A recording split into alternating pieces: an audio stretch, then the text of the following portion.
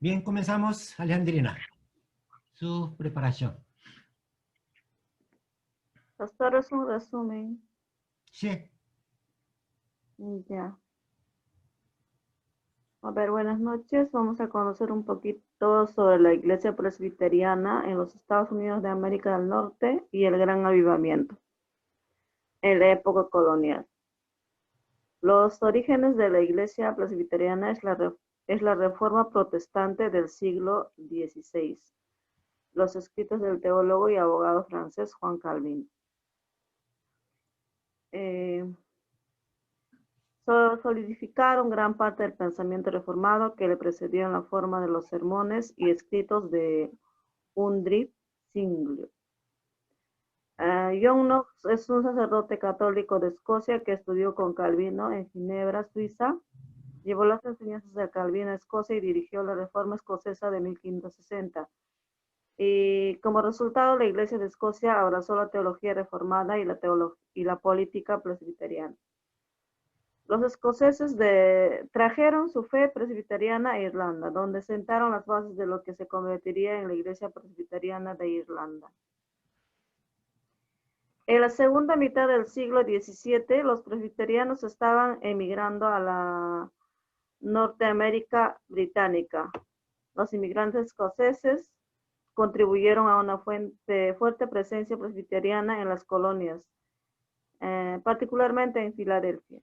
Sin embargo, las congregaciones presbiterianas aún no estaban organizadas en presbiterios o sínodos. El presbiterio fue creado principalmente para promover el compañerismo y la disciplina entre sus miembros y solo gradualmente se convirtió en un cuerpo gobernante. Inicialmente las congregaciones miembros estaban ubicadas en Nueva Jersey, Pensilvania, Delaware y Maryland. Algunas controversias durante el Antiguo y el Nuevo. Durante las décadas de 1730 a 40, la Iglesia Presbiteriana estaba dividida por el impacto del primer gran despertar. Partiendo de la tradición renacentista escocesa, los ministros evangélicos como William y Gilbert Tennent enfatizaron la necesidad de una experiencia de conversión consciente y la necesidad de estándares morales más altos entre el clero. A otros presbiterianos les preocupaba que el avivamiento representara una amenaza para el orden de la Iglesia, en particular la práctica de la predicación itinerante a través de los límites del presbiterio y la tendencia de los avivadores a dudar de las experiencias de conversión de otro ministro causaron controversias entre los partidarios del avivamiento conocido como el lado nuevo y sus oponentes conservadores como el lado viejo. Si bien el lado antiguo y el lado nuevo no estuvieron de acuerdo sobre la posibilidad de una seguridad inmediata de la salvación. La controversia no fue principalmente teológica. Ambos lados creían en la justificación por la fe, la predestinación y que la regeneración ocurriría en etapas. En 1738 el sínodo se movió para restringir la predicación itinerante y endurecer los requisitos educativos para los ministros, acciones que resentían al nuevo lado. Las tensiones entre los dos lados continuaron aumentando hasta el sínodo de mayo 1741, que terminó en una división definitiva entre las dos facciones. El control del sínodo de Filadelfia inmediatamente requirió la suscripción incondicional de la Confesión de Westminster, sin opción a los escrúpulos estatales. El nuevo sínodo requirió la suscripción de la Confesión de Westminster, de acuerdo con la ley de adopción, pero no se requirieron títulos universitarios para la ordenación. Mientras la controversia se extendía a los presbiterianos estadounidenses, un ratito por favor. Mientras la controversia se extendía a los presbiterianos estadounidenses, también estaban preocupados por expandir su influencia. En 1740 se estableció una junta de Nueva York de la Sociedad de Escocia para la propagación del conocimiento cristiano. Independencia estadounidense. A principios de la década de 1770, los presbiterianos estadounidenses inicialmente se mostraron reacios a apoyar la independencia estadounidense, pero con el tiempo muchos presbiterianos llegaron a apoyar la guerra revolucionaria. Después de la guerra, muchos líderes presbiterianos sintieron la necesidad de adoptar una nueva estructura organizativa. El Sínodo de Nueva York y Filadelfia estaba destinado a ser una reunión anual de los miembros de todos los presbiterios y un anciano de cada congregación. Sin embargo, más de la mitad de los miembros estaban ausentes, con frecuencia debido a las largas distancias de viaje, y esto impidió que el sínodo funcionara de manera eficaz. En 1785 se presentó una propuesta para la creación de una asamblea general ante el sínodo. En 1788 el sínodo adoptó una constitución inspirada en la Iglesia de Escocia, en la que el poder estaba centralizado en la Asamblea General. La constitución también incluía disposiciones de la Ley de Banderas de la Iglesia de Escocia de 1697, que requería que la Asamblea General recibiera la aprobación de la mayoría de los presbiterios antes de realizar cambios importantes en la Constitución y la doctrina de la Iglesia. La Constitución incluía la Confesión de Fe de Westminster, junto con los catecismos más grandes y más cortos, como el estándar. ¿Dónde está? A ver. Ya se me perdió ya. Ahí voy. La Confesión de Westminster se modificó para adaptar su enseñanza sobre el gobierno civil a las prácticas estadounidenses. La primera Asamblea General de la Iglesia Presbiteriana en los Estados Unidos de América se reunió en Filadelfia de 1789. La nueva iglesia se organizó en 4 sínodos: Nueva York y Nueva Jersey, Filadelfia, Virginia y las Carolinas. Y estos sínodos incluyeron 16 presbiterios y una membresía estimada de 18,000. A finales del siglo XVIII y principios del siglo XIX, los estadounidenses abandonaron la costa este para asentarse más hacia el inferior.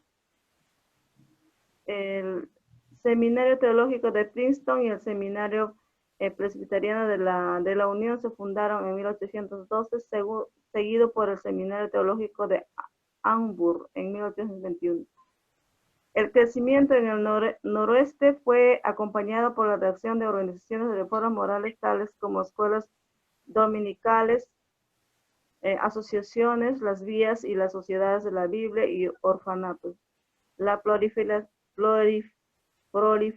de organizaciones voluntarias fue alentada por el postmilenarismo, la creencia de que la segunda venida de Cristo ocurriría al final de una era de paz y prosperidad fomentada por el esfuerzo humano. La Asamblea General de 1815 recomendó la creación de sociedades para promover la moralidad. Organizaciones como la Sociedad Bíblica Estadounidense, la Unión Estadounidense de Escuelas Dominicales y la Sociedad Estadounidense de Colonización. El apoyo de la obra misionera también fue una prioridad en el siglo XIX. La primera Asamblea General solicitó que cada uno de los 4 sínodos nombrara y apoyara a los misioneros. Los presbiterianos asumieron roles de liderazgo en la redacción de sociedades misioneras locales e independientes tempranas, incluida la Sociedad Misionera de Nueva York, las sociedades misioneras del Norte y Columbia, la Sociedad Misionera de la Sociedad Misionera de Massachusetts y la Sociedad Femenina de Boston para propósitos misioneros. La primera agencia misionera denominacional fue el Comité Permanente de Misión, que se creó en 1802 para coordinar los esfuerzos con los presbiterios individuales y las sociedades misioneras europeas. El trabajo del comité se amplió en 1816, convirtiéndose en la Junta de Misiones.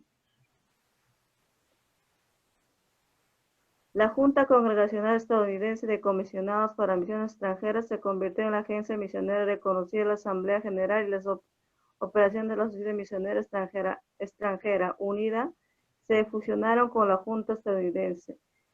Acá está el segundo gran despertar del avivamiento de la Iglesia Presbiteriana, que inicialmente surgió de un surgimiento estudiantil una institución presbiteriana en Virginia. Desde allí los avivamientos se extendieron a las iglesias presbiterianas en Virginia y luego a Carolina del Norte y Kentucky. Kentucky. El avivamiento de 1800 fue uno de esos avivamientos que surgió por primera vez de las reuniones dirigidas por el ministro presbiteriano James. Más de 10,000 personas vinieron para escuchar sermones de predicadores presbiterianos, metodistas y bautistas. Como el primer gran despertar, los ministros presbiterianos estaban divididos sobre su evaluación de los frutos de la nueva ola de avivamientos. Muchos señalaron los excesos mostrados por algunos participantes como signos de que los avivamientos estaban comprometidos teológicamente, como gemidos, risas, convulsiones y sacudidas. También hubo preocupación por la tendencia de los ministros avivistas a defender las enseñanzas del libre albedrío del arminianismo, rechazando así las doctrinas calvinistas de la predestinación.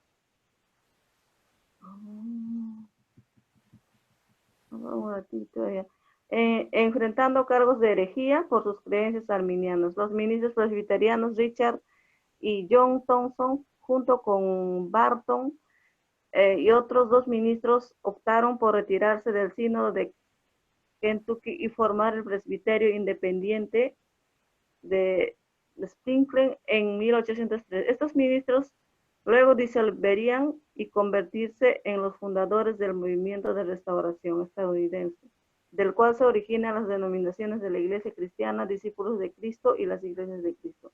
Mientras tanto, el presbiterio de Cumberland, también dentro del sínodo de Kentucky, enfrentó una escasez de ministros y decidió otorgar licencia a los candidatos del clero que tenían menos educación de lo habitual y que no podían suscribirse completamente a la confesión de Westminster. En 1805 el sínodo suspendió muchos de estos ministros e incluso presentó cargos de herejía contra varios de ellos, y en 1806 el sínodo había disuelto el presbiterio.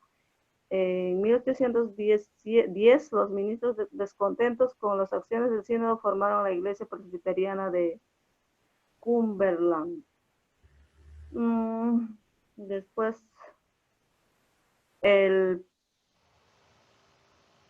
suscribió también una forma modificada de la confesión de Westminster que rechazaba las doctrinas calvinistas de doble predestinación y expresión limitada.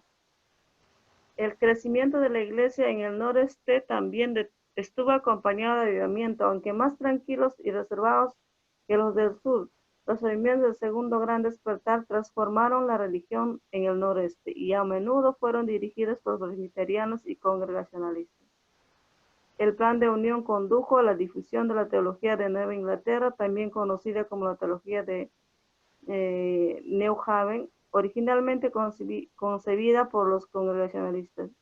La teología de Nueva Inglaterra modificó y suavizó el calvinismo tradicional, rechazando la doctrina de la imputación del pecado de Adán, adoptando la teoría gubernamental de la expresión y adoptando un mayor énfasis en el libre albedrío. Fue esencialmente un intento de construir un calvinismo conducente al avivamiento, mientras que el sínodo de Filadelfia condenó la nueva divinidad como herética. En 1816, la Asamblea General no estuvo de acuerdo, concluyendo que la teología de Nueva Inglaterra no entraba en conflicto con la confesión de Westminster.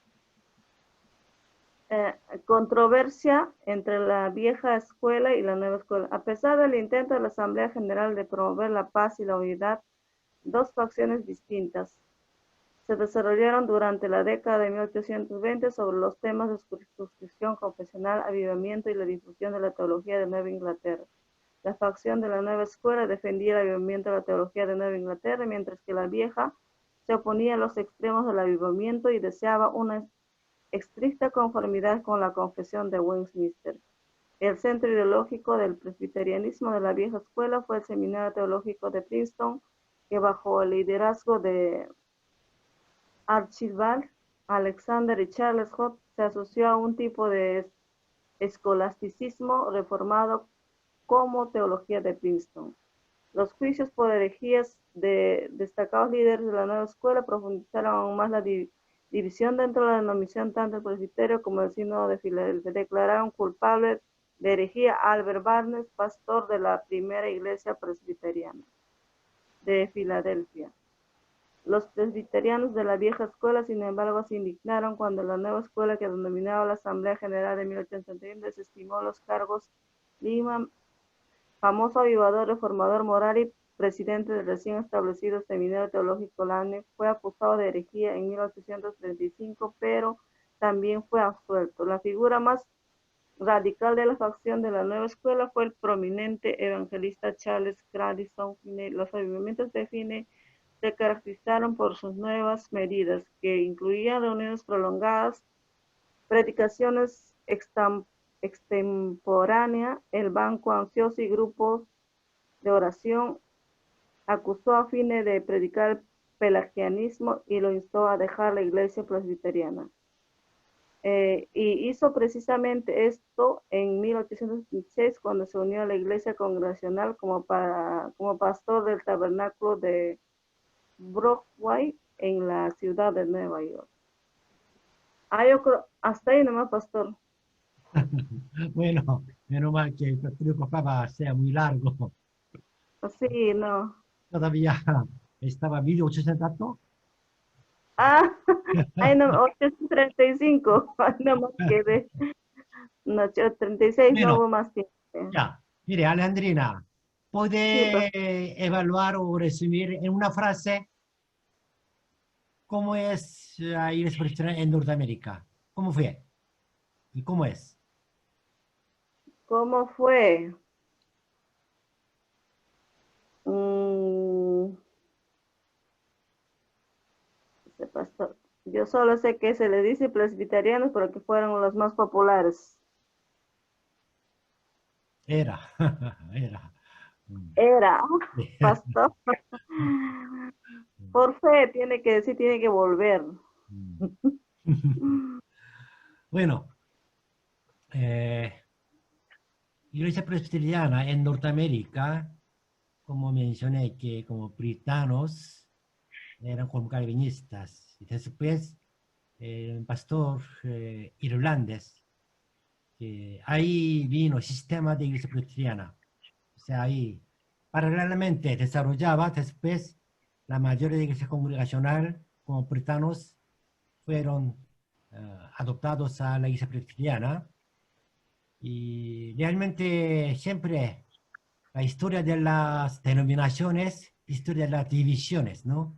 Se divide, divide, a veces se unifica, pero otra vez se divide, es como denominación, es una limitación de humanos. Sin embargo, esa división también a veces ayuda a la evangelización. Usted mencionó presbiterio de Cumberland,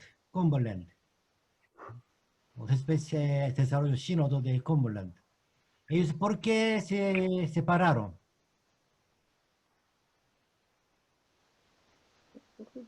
¿Cuál era la razón de separación de este grupo presbiterio de Cumberland? Usted mencionó, solamente leyó. Leí, pues, pastor, ya no recuerdo ya. Qué pena, problema, no recuerdo nada. Leyendo. Memoria. Bueno, ellos hablaron que escasez de pastores. Iglesia evangeliza rápido, crece rápido, pero no hay pastor. Y Ah, quería invitar pastores, pero como repito, que en la sistema presbiteriana, para ser un pastor necesitas 5 o 6 años de preparación y necesita un nivel académico. Entonces, no salen los pastores que necesitaban ese tiempo. Entonces, ese presbiterio de Cumberland se separó, salió de la iglesia presbiteriana de Norteamérica para que facilitar ordenación a los pastores. Entonces, dentro del sistema de iglesia presbiteriana, tanto metodistas, es ventaja y desventaja. La ventaja es los pastores son mayormente bien preparados y no equivoca mucho. Bueno, estudiando seminario a veces se desanima su corazón ardiente, es complicado. Sin embargo, por lo menos los pastores salen del seminario, por lo menos algo preparados. Y no equivoca mucho a caer algunos errores doctrinales. Ah, eso sí. Sí, esa es la ventaja. Pero desventaja es lento. Se enfría. Sí, Se enfría. prepara pastor lento, demora. Y saliendo ya más teólogo que pastor. Entonces, eso también, otra desventaja. Ujú. Ese presbiterio Cumberland quería desarrollar más, por eso salió. Bueno, después otras, como iglesia presbiteriana, tanto metodista en Norteamérica como Asamblea de Dios también mencionó a la clase anterior, que cuando guerra civil en Norteamérica se dividió norte y sur. Eso era gran herida dentro de la iglesia evangélica en Norteamérica. Pero entonces, pues, la iglesia presbiteriana se une. Se formó una iglesia presbiteriana en USA. Pero esa iglesia unida cada vez camina hacia teología liberal, aceptando libertad, también inclina a liberalismo. Entonces, ahí se salió otro grupo como conservadores y también fundamentalistas. Después se divide por doctrina. Pero más antes, como siglo XVII, VIII, la iglesia presbiteriana tenía gran movimiento espiritual y de ahí salieron muchos misioneros. Realmente, era de misión comienza en Norteamérica. En Norteamérica, principalmente presbiteriana y metodistas. Vamos a ver un video de el avivamiento. Este suceso histórico es muy importante. Es tan importante que probablemente tengamos que considerarlo como el acontecimiento que despertó el evangelicalismo moderno, que renovó la inquietud misionera y que unificó a gran parte del protestantismo norteamericano. En este video hablaremos sobre el Gran Despertar.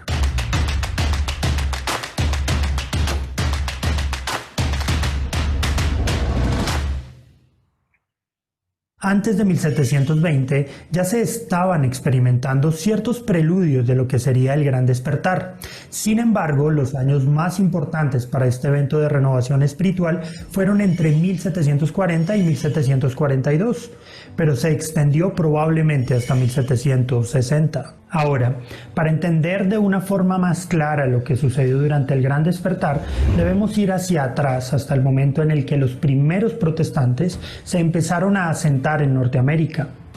Muchos de los primeros inmigrantes llegaron a las colonias inglesas de América con una fe ferviente y un deseo profundo de fundar colonias piadosas. Esto fue especialmente cierto entre los puritanos. Puedes conocer más sobre el puritanismo en el video que dejaremos en la descripción. Las colonias británicas en América se convirtieron en el lugar en el que los protestantes con un deseo piadoso de practicar su fe pudieran vivir sus creencias con libertad. En muchos sentidos esto se logró, pero con el paso del tiempo la piedad se fue perdiendo. Para el siglo XVIII, el fervor y la piedad se estaban enfriando rápidamente. Los hijos de los migrantes estaban más preocupados por aumentar sus riquezas y por buscar una vida cómoda que por vivir y compartir su fe. Por otro lado, el racionalismo de la Ilustración estaba llegando con fuerza a las instituciones educativas y las clases altas especialmente estaban abandonando la fe. Theodor Frelinghuysen era un ministro de la Iglesia Reformada holandesa que comenzó su ministerio en New Jersey durante la década de 1720. Una de sus primeras observaciones al iniciar su labor pastoral fue la frialdad espiritual que se había adueñado de las iglesias. Así que comenzó a predicar en su congregación sobre la necesidad de una conversión genuina, un compromiso real con la fe y un cambio de vida verdadero. La predicación de Frelinghuysen empezó a influenciar a otros pastores, como el presbiteriano Gilbert Tennent. Tennent creía que la muerte espiritual de las iglesias se debía a que, según él, muchos pastores no conocían el Evangelio. Por lo tanto, nunca se habían convertido. Su libro sobre el peligro de un ministerio no convertido causó sensación. Pero, ¿cómo se originó el Gran Despertar? Muchos de los primeros colonos que llegaron a Norteamérica vinieron con la idea de disfrutar de la libertad religiosa. Pero a medida que la tierra empezaba a dar sus frutos y que las familias prosperaban, ellos ya no dependían de Dios para recibir consuelo, esperanza y provisión para sus necesidades. La riqueza entonces produjo frialdad. Fruto de este relajamiento, la membresía de la iglesia se empezó a reducir, lo que hizo que muchos ministros tomaran una decisión muy peculiar. Buscando que la asistencia a la iglesia no menguara, algunos líderes instituyeron el Halfway Covenant, o pacto a medio camino, que le permitía a ciertas personas de la iglesia ser parte de la membresía sin un testimonio público de conversión. En otras palabras, se le permitió a las personas bautizadas, pero con ciertos problemas morales y una fe pública cuestionable, disfrutar de los privilegios de la membresía plena, excepto la participación de la Cena del Señor. Los primeros agentes del Gran Despertar fueron precisamente los ministros Frelinghuysen y Tennant, que predicaron con celo en sus iglesias y lograron, especialmente entre los más jóvenes, que una nueva pasión por la santidad, la piedad y las escrituras se propagara en medio de sus congregaciones. En 1727, mientras Frelinghuysen y Tennant experimentaban este renacimiento espiritual, un joven llamado Jonathan Edwards se dirigía a Northampton, Massachusetts, para convertirse en ministro asistente de su abuelo, Solomon Stoddard. Stoddard había ministrado en Northampton por casi 60 años y durante ese tiempo había visto 5 periodos de avivamiento o cosechas, como él los llamaba. Stoddard afirmaba que una iglesia atraviesa periodos de refrescamiento espiritual y depresión. Hay algunas estaciones esenciales en las que Dios, de una manera notable, revive el fervor entre su pueblo. El nieto del viejo predicador Stoddard era un estudioso consagrado, tenía una voz monótona y sin entusiasmo. Sin embargo, Jonathan Edwards se convertiría en una pieza fundamental de lo que sucedería luego. Jonathan Edwards es un personaje con su propia historia. Por esa razón creamos un video en el que profundizamos en su vida. Puedes verlo al terminar este video siguiendo el link que dejamos en la descripción. Para 1727, Edwards fue nombrado sucesor de su abuelo en Northampton. Pero el momento clave llegó en 1741, cuando Edwards predicó en una iglesia fría y apática en Enfield, Connecticut. El sermón titulado Pecadores en las manos de un Dios airado causó conmoción en la congregación. Este sermón fue tan importante que le hemos dedicado un video completo que te dejaremos en la descripción. Pero Edwards no solo fue un predicador que proclamaba la palabra de Dios con fidelidad y valentía, sin ser un gran orador. Además de esto, fue un teólogo brillante y profundo. Edwards escribió muchos libros, tratados y artículos sobre teología que en muchos casos describían los detalles del avivamiento que empezó a propagarse por toda la región, incluyendo en su propia iglesia y en su propia familia. Jonathan Edwards se convirtió también en un crítico directo del pacto a medio camino e hizo mucho para eliminar este mal de la iglesia. Cuando Edwards llegó a Northampton, la iglesia tenía problemas con algunos que no vivían de acuerdo con las escrituras. Así que Edwards empezó a visitar, a aconsejar y a predicar sobre la santidad, la oración y la lectura de la Biblia. En 1734 predicó una serie de sermones sobre la justificación solo por la fe. Durante un periodo de 6 meses, Edwards registró 300 conversiones y escribió un libro sobre lo que estaba sucediendo. Las obras impresas de Edwards que describían y analizaban el avivamiento de Northampton se leyeron en las colonias estadounidenses y en Gran Bretaña y estimularon a los ministros de ambos lados del Atlántico para que comenzaran a orar y buscaran un avivamiento en sus propias iglesias. Mientras tanto, al otro lado del Atlántico, un evangelista anglicano viajaba por todo el Reino Unido, predicando en las iglesias, en las plazas, campos y en cualquier parte en la que se le permitía. Este predicador se llamaba George Whitefield. Pero Whitefield no solo predicó en Gran Bretaña, hizo también 7 viajes a las colonias británicas de América entre 1738 y 1770. Probablemente fue el inglés que más viajó a América. Él era capaz de atraer a grandes multitudes para escuchar su mensaje. Predicaba especialmente al aire libre todos los días a grandes multitudes, ya que la gran cantidad de personas que venían a verlo y a escuchar su predicación no cabían en las iglesias. Al escuchar la predicación de Whitefield, la gente experimentaba sentimientos de contrición y gozo. También se arrepentían de sus pecados, generalmente en medio de lágrimas, dando gritos de alegría por el perdón recibido, e incluso algunos se desmayaban. La vida de George Whitefield es tan importante que le hemos dedicado un video completo que puedes ver al terminar este video y cuyo link dejaremos en la descripción. Un dato curioso es que Benjamin Franklin estaba fascinado con la capacidad oratoria de Whitefield y los efectos que su predicación tenía en las personas. Aunque Franklin nunca se convirtió al cristianismo abiertamente, sí se hizo amigo de Whitefield y fue su editor en Norteamérica. Estaba muy impresionado con el cambio que la predicación de Whitefield estaba haciendo en la sociedad. Franklin escribió que estaba maravillado al ver el cambio en los modales de los habitantes. Parecía que todo el mundo se estaba volviendo cristiano, por lo que no se podía caminar por la ciudad en una noche sin escuchar los salmos cantados en diferentes hogares de cada calle. Pero no todos estaban de acuerdo con lo que sucedía. Muchos ministros creían que el movimiento era desordenado y escandaloso, por lo que le cerraron las puertas de sus iglesias a la predicación de Whitefield. Creían que el movimiento destruiría la solemnidad del culto y colocaría la emoción en el lugar del estudio y de la devoción. Cuando esto sucedió, el evangelista inglés se fue a la calle y a las plazas. En más de una ocasión, se dirigió a más de 30,000 personas.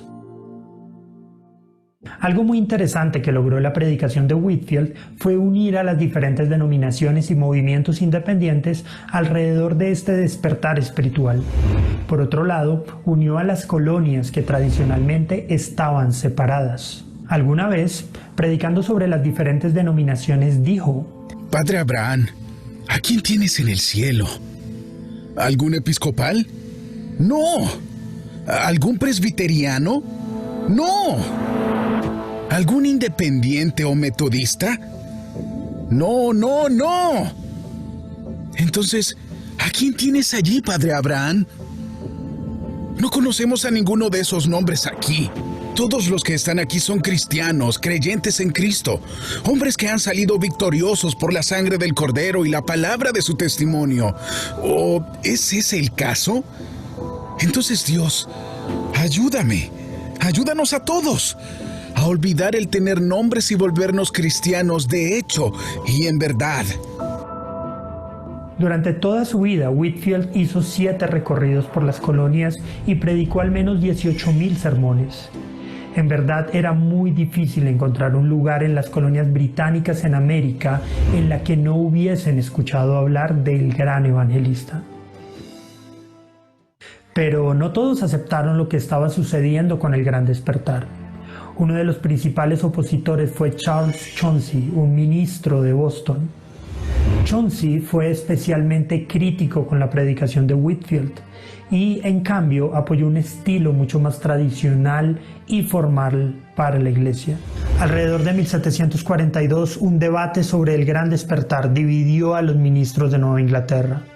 Los predicadores y seguidores que abrazaron las formas surgidas por el Gran Despertar se les dio el apelativo de Nuevas Luces. Aquellos que afirmaron las formas tradicionales de la iglesia fueron designados como Viejas Luces. Pero aún así, los efectos del Gran Despertar fueron muy profundos. La cantidad de personas que llegaron a las iglesias fue muy grande. Pero no solo eso, los nuevos conversos en realidad mostraban frutos de una verdadera conversión. Las barreras denominacionales se rompieron cuando los cristianos de todas las tendencias trabajaron juntos por la causa del Evangelio. Hubo una preocupación renovada por las misiones y el trabajo entre las tribus indígenas aumentó. A medida que más jóvenes se preparaban para servir como ministros, crecía la preocupación por la educación teológica superior. Las universidades de Princeton, Rutgers, Brown y Dartmouth se establecieron como resultado directo del Gran Despertar. Algunos incluso han visto una conexión entre el Gran Despertar y la Revolución Americana. Los cristianos que disfrutaban de la libertad espiritual en Cristo vendrían a desear la libertad política. El Gran Despertar no solo revivió a la Iglesia americana, sino que también revitalizó a la sociedad de las colonias británicas en Norteamérica. La obra significativa de Dios durante el Gran Despertar fue de gran alcance. Los miembros verdaderamente convertidos ahora llenaban las congregaciones. En Nueva Inglaterra, durante el periodo de 1740 a 1742, las membresías aumentaron de 25.000 a 50.000. Cientos de nuevas iglesias se formaron para adaptarse al crecimiento de los asistentes a la iglesia.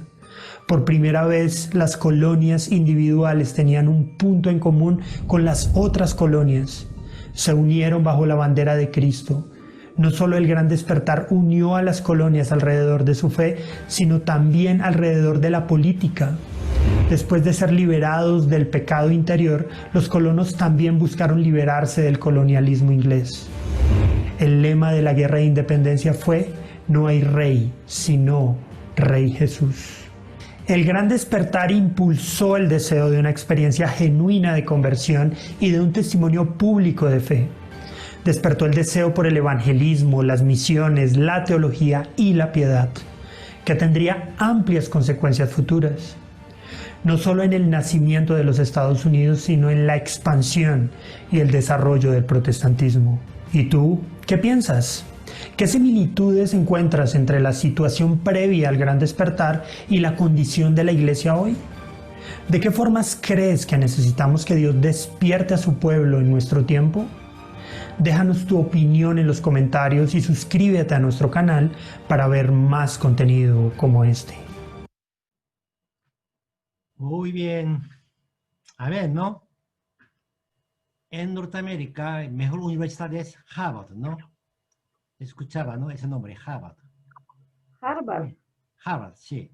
La segunda universidad buena es casi es competente entre dos, Yale. Y tercera es Princeton. Princeton. Sí, esas tres universidades tienen una cosa común. Esas tres universidades comenzaron con una primera carrera, eran teología. Esas tres universidades eran seminarios, primero. Solamente una carrera de teología comenzó, después comenzaron a ampliar, primero Harvard. Y bueno, ellos conocieron que la universidad debe ser libre.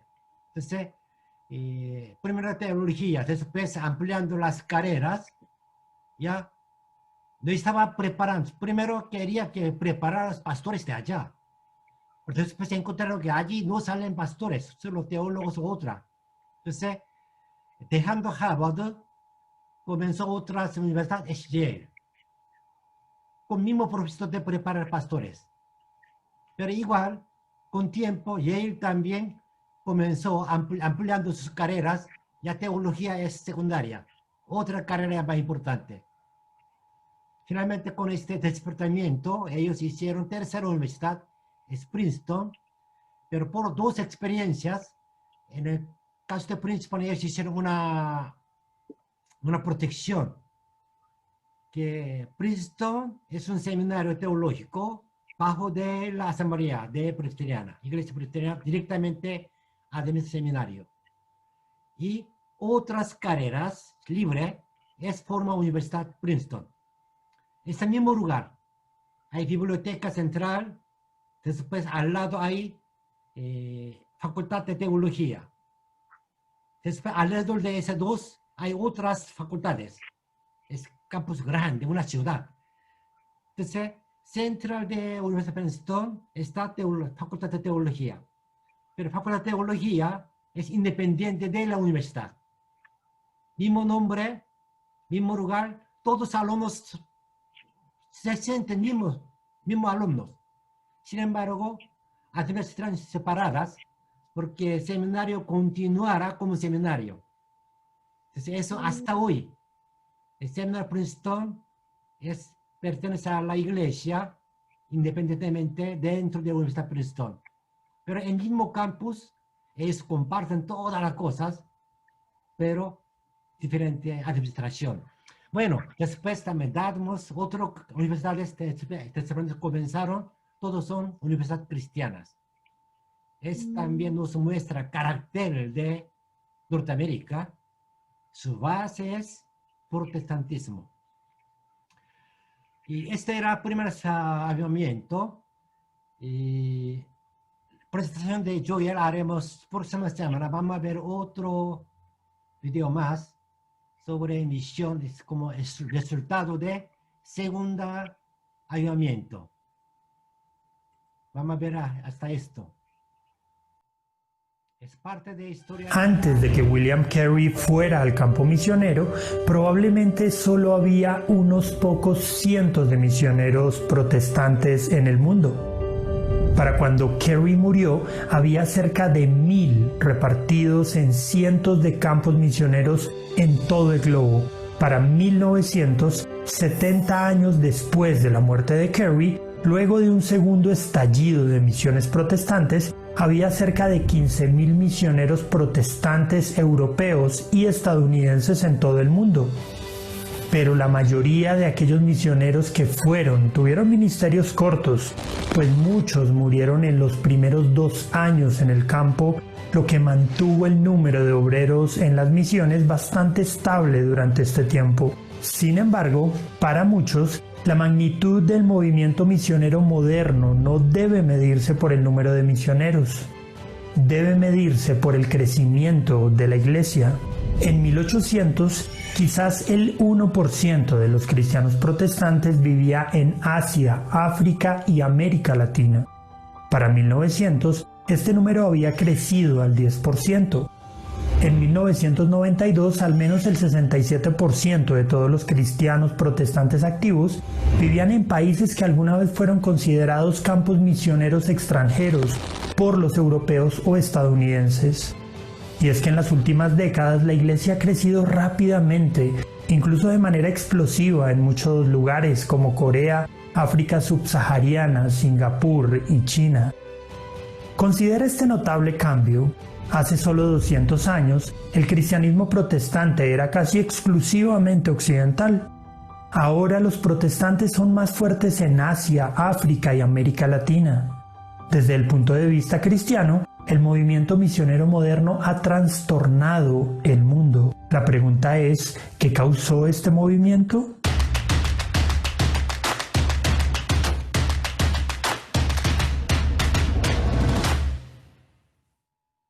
Los primeros misioneros protestantes europeos en Asia desembarcaron en India casi un siglo antes que William Carey. Bartolomé Ziegenbalg y Heinrich Plutzow fueron pietistas de la Universidad de Halle en Alemania que fueron a la colonia danesa de Tranquebar en India en 1706. Más de 50 misioneros pietistas de Alemania los siguieron a la India durante este siglo. A estos misioneros se les podría considerar como los pioneros del movimiento misionero protestante en Oriente. El pietismo también influyó en el joven conde Nicolás Ludwig von Zinzendorf, quien se convirtió en el líder del movimiento moravo. En 1732, los creyentes moravos comenzaron a enviar misioneros a todo el mundo, a 28 países diferentes en 28 años. Susanna Wesley, madre de John y Charles Wesley, se vio muy influenciada por la lectura de las memorias de Ziegenbalg y Plutzow, los misioneros pietistas en la India. Sus hijos también sintieron profundamente el impacto espiritual de los moravos y su movimiento metodista posterior dio luz a muchos misioneros en el siglo XIX. Por otro lado, los avivamientos evangélicos del siglo XVIII fueron un segundo factor importante en la explosión de la actividad misionera. Jonathan Edwards, un líder del primer gran despertar en América del Norte, tenía una profunda preocupación por las misiones. Así que animó constantemente la celebración de reuniones de oración que se organizaron en Escocia y América del Norte. Pero quizás su legado más importante a las misiones fue la publicación del diario de David Brainerd, quien murió después de un breve pero intenso ministerio con nativos americanos en el centro de Nueva Jersey. William Carey más tarde se inspiraría en el diario de Brainerd para ir al campo misionero. Pero fue el despertar evangélico en Inglaterra, dirigido principalmente por John Wesley, Charles Wesley y George Whitefield, quien le daría un impulso definitivo a las misiones modernas. El movimiento condujo a la renovación en muchas iglesias y Carey fue avivado en su fe por el movimiento. Es significativo que Carey escribiera su manifiesto de misiones de investigación solo un año después de la muerte de John Wesley. Otro factor a tener en cuenta era el contexto político y comercial del momento. Durante los años 1500 y 1600, las misiones desde Europa fueron llevadas a cabo casi exclusivamente por católicos romanos. Los esfuerzos misioneros fueron apoyados por las principales potencias marítimas católicas romanas como España, Portugal y más tarde Francia. Pero a principios del siglo XVII, la Compañía Británica de las Indias Orientales empezó a operar en la India. Gran Bretaña gradualmente comenzó a controlar territorios en este país y un siglo después, casi toda la India se había incorporado al Imperio Británico. Inglaterra, con sus crecientes intereses comerciales, se había convertido en la potencia marítima dominante del mundo. Las noticias de las exploraciones del capitán Cook en el Pacífico Sur fueron muy difundidas en Inglaterra, ampliando la comprensión del mundo por parte de las personas del común. Cuando Carey leyó El último viaje del capitán Cook, su interés en las misiones se profundizó mucho más. Por lo tanto, Carey llegó a la escena en un momento de expansión comercial y política y además avivamiento de la fe. Insistió en que la Gran Comisión era vinculante para toda la Iglesia, trazó las raíces históricas de las misiones protestantes y reconoció el contexto histórico cambiante que hizo posible un movimiento misionero. El llamado de William Carey a la misión lanzó un movimiento de grandes dimensiones. Más que cualquier otro individuo, movió a las iglesias europeas y norteamericanas a enfocarse en la evangelización del mundo más allá de las fronteras culturales de su tiempo. Por esta razón, para muchos, Carey merece ser llamado el padre de las misiones protestantes. Y es que el impacto de la misión de Carey fue casi inmediato. Esto se puede ver en la expansión de las organizaciones misioneras. En 1792, Carey provocó la creación de la Sociedad Bautista Particular para la propagación del Evangelio entre los paganos. Pronto siguió una explosión de agencias misioneras como la Sociedad Misionera de Londres, que se fundó en 1795, las Sociedades Misioneras de Escocia y Glasgow, que inició operaciones en 1796, la Sociedad Misionera de la Iglesia, que se abrió en 1799, la Sociedad de la Tradición Religiosa, que se fundó en 1799, y la Sociedad Bíblica Británica y Extranjera, que empezó a operar en 1804. Se formaron grupos similares en Europa continental y América, incluida la Junta de Comisionados de las Misiones Extranjeras de los Estados Unidos, que se fundó en 1810, y entre los bautistas, la Convención General para las Misiones Extranjeras, que inició operaciones en 1814. El movimiento misionero no ha dejado de crecer desde fines del siglo XVIII. Para inicios de la década de 1990, habían más de 40.000 misioneros protestantes de carrera que se habían ido de los Estados Unidos a otras partes del mundo. Sin embargo, el movimiento misionero lanzado por Carey ha cambiado radicalmente. En el siglo XIX, con raras excepciones, los misioneros transculturales venían de Occidente. Incluso hasta hace 70 años, misionero generalmente significaba un occidental que iba a Asia, África o América Latina. Hoy, sin embargo, el número de misioneros transculturales está creciendo más rápidamente entre los creyentes de Asia, África y América Latina. Algunas cifras indican que había cerca de 3.400 misioneros en 1972. Para 1992 había al menos 48.000 y hoy son más de 300.000. Este es un nuevo fenómeno en la historia. Ningún mensaje ha sido comunicado tan ampliamente por tanta gente de tantas razas, idiomas y culturas como el mensaje cristiano de hoy. ¿Y tú qué piensas? ¿De qué formas crees que la Iglesia puede ser más sensible a asumir un compromiso más profundo con las misiones? Déjanos tu opinión en los comentarios, pero también suscríbete y activa la campanita para ver más videos como este. Muchas gracias, esa instrucción, viste. Nos ayudó mucho, realmente ellos enseñan todo. Uy, sí, pastor. Mm. 300.000 predicadores, Misioneros, sí. misioneros. No, nosotros 301.000. Sí, ya, vamos a salir. Sí, tenemos que enviar ya. Bien, aquí mencionaba como William Carey, creo que ya escucharon ese nombre. Después de William Carey, 1850 hasta 1900, había segunda avivamiento en Norteamérica. Esa era gran fuerza, es un gran ¿cómo se llama? Foso de misioneros. Ahí salieron misioneros modernos hasta hoy. Inglés a fines del siglo XVI y cuya influencia se ha extendido hasta nuestros ¿De dónde días. sale esto? Cientos de libros que tratan de comprender. Pastor era mío. Antes de que William Carey... No, aquí no está. Era mío en mi laptop. No pude apagar el mío tampoco. No sé, sí o mío. Pero ahí también Jonathan Edwards, ahí salió un nombre, Jonathan Edwards, era primer misionero hacia indígena en Norteamérica, pero también él era rector de la Universidad Princeton. Entonces, los misioneros que salieron en fin del 19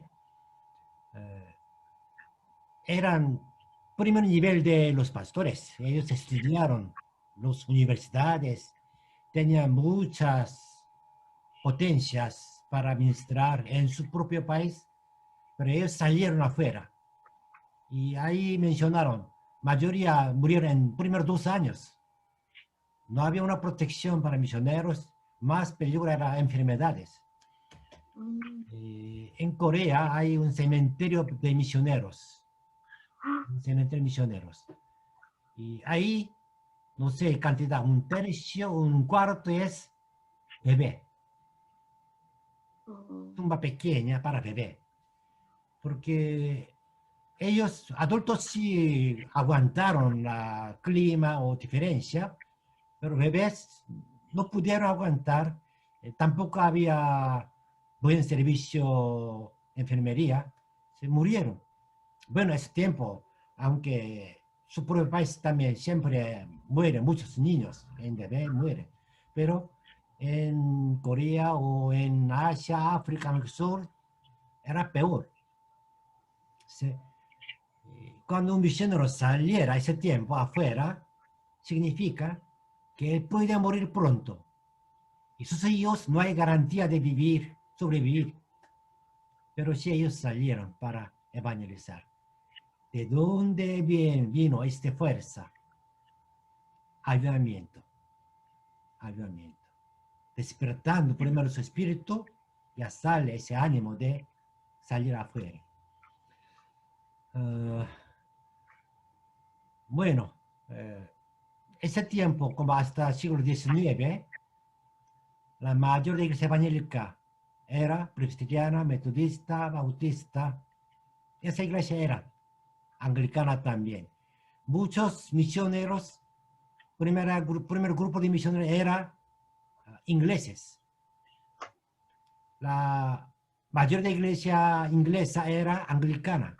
De ahí salieron misioneros y apoyos. Hoy nosotros mirando iglesia anglicana, luterana o también metodista presbiteriana, es frío, y no tiene ánimo mucho, se ve, pero su historia no fue así, cambiaron. Entonces, tenemos que recuperar todo. Va a cambiar, pastor, va a cambiar. Sí, Viene otro avivamiento. sí, ya. Otro, Tenemos que levantar otro avivamiento. amén. Amén. Bien, entonces próxima semana continuaremos, Joel, su informe sobre iglesia, historia de la iglesia coreana, y también quizás vamos a tocar dos temas que yo quería tocar, siempre postergaba, 5 puntos de calvinismo. Esos 5 puntos de calvinismo, como representa doctrina presbiteriana, sin embargo, hay un error, o bien como entendiendo mal, no es punto principal del calvinismo. Esos 5 puntos es comparando con el arminianismo. Principio del calvinismo es otra cosa. Eso también ha mencionado, pero esos 5 puntos importantes para recordar. Entonces, próxima semana vamos a tocar 2 temas principalmente. Uno es historia de la Iglesia Presbiteriana de Corea. Y el segundo, 5 puntos calvinismo. Y ahí vamos a terminar. Y no habrá examen, pero sí habrá tengo que evaluar, aunque ya escuché todo, tengo sus datos, pero quiero pedir una tarea, última tarea, no hasta próximo, sino que el siguiente. Una semana de descanso vamos a estar, esta vez, antes de comenzar el segundo trimestre, una semana hay descanso. Esa semana termine esa tarea. Amén. Sí. Una historia de la iglesia presbiteriana. En el caso de José Cuya, Figueroa y Carlos, tendrán esa tarea. Historia de la iglesia presbiteriana. De origen hasta hoy, unos 5 hojas escritos. Mira. No muy largo, unos 5 hojas. Y Alejandrina, historia de iglesia metodistas. Oh, Va a ser liberado. aleluya. Sí, pero igual unos 5 hojas. Ok, pastor.